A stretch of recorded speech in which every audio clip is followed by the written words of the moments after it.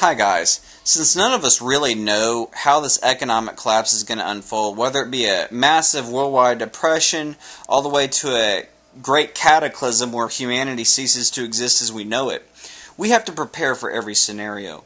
And one thing that people are asking me a lot about is to show them my solar power setup, which at this point is mainly more or less a hobby thing. I don't have it hooked into my grid. We really don't use it for any utilities. I might plug my laptop in it from time to time just to poke around with it. But it's more of a hobby thing. It's on standby, getting ready just in case there's a grid power failure.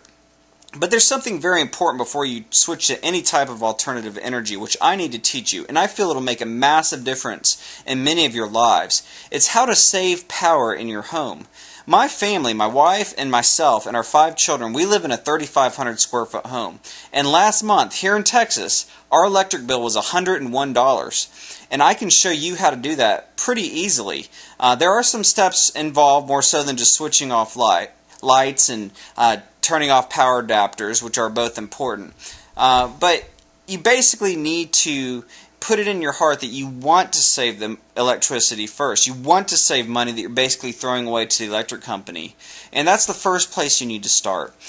Because with that type of determination, you're basically opening your life up to a much more freer life. For instance, in my neighborhood, my neighbors are paying $500 to $600 a month on their electric bill, and I'm sitting here pulling off a $100 electric bill. I've had the power company come by and knock on the door many times wanting to inspect my meter because they can't believe my power bill is so low.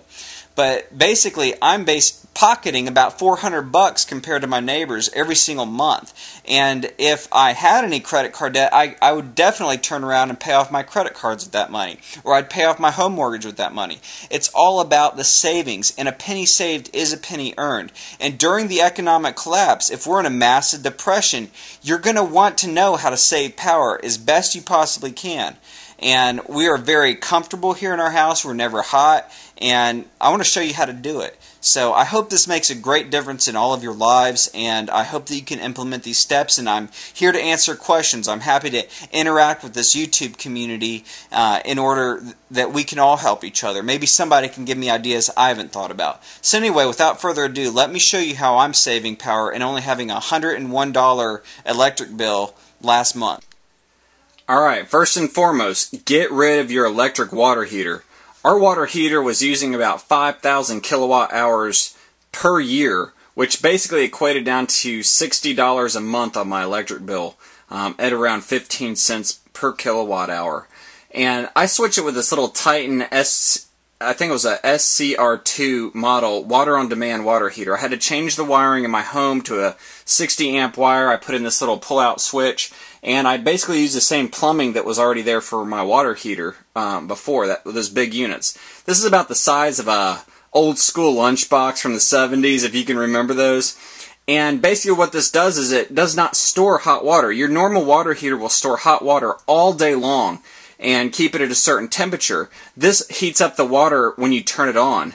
And that's basically it. So you're not sitting here wasting power. Your tank's not sitting here having to heat up water all day long while you're at work or gone. It basically only heats up water whenever you use it. And I put a meter on here for a couple days, and I used the math, and it came out to around, I think it was about $10 a month versus about $55, $60 using the other water heater. So right there will save you a lot of money on your electric bill alone.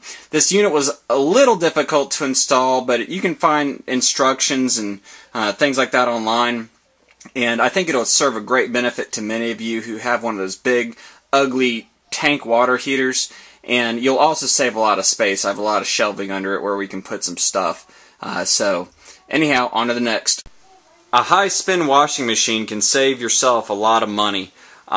Basically what it does is it spins your clothes. This one in particular I think goes at 1,300 RPM. This is an LG, it's a Trom LG front-loading washing machine. And it spins the clothes so fast that they come out barely damp. That means that your drying time is down to about 10-15 minutes. You can line dry your clothes without them coming out all stiff and smelly. If you've ever line dried clothes, you know what I'm talking about. That can easily happen, especially with jeans and towels. And basically this will save you a lot of money on your dryer. Think about the big plug on the back of your dryer, that 220 volt. They use a lot of power. There's a heating element. They suck air out of your home. Any cooled air or any warm air that you have in your home, the dryer pulls all that out and shoots it out the vent. A great way to save electricity is to put window units in your home. Now, my neighborhood's kind of yuppie and we have a strict homeowners association, so I could only sneak these window units on the back side of my house where nobody can see them. Our 5-ton central air conditioner has a big tarp over it because it uses too much electricity and I don't like cooling rooms that we never use. Basically, a window unit is, I don't know, anywhere between $100 on up, and you can get them specific for the size of the room that you're in. But the nice thing is you can control them very easily. They just have these little controls right on the side. You can turn it off, you can turn it on, adjust your temperature for the room that you're in, and it'll cool the room that you're in versus your entire home.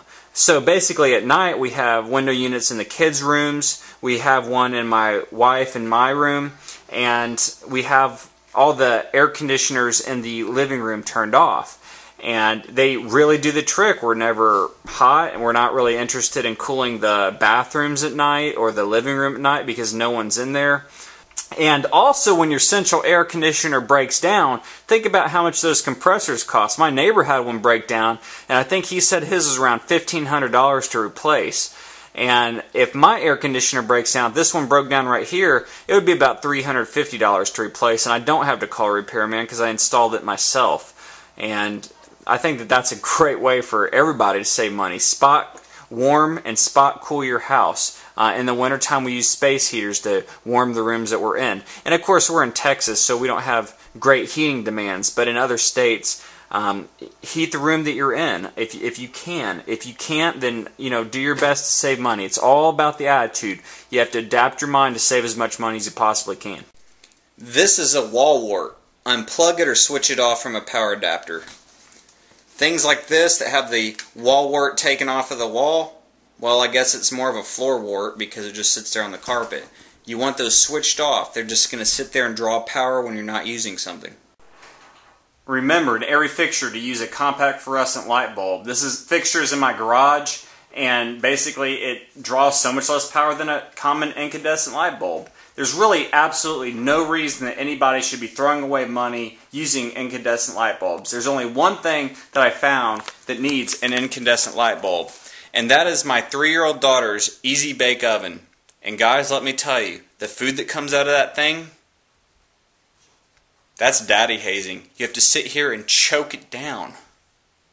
And then tell her little happy smiling face that it tastes good. And then she sees how much you like it and she wants to give you more.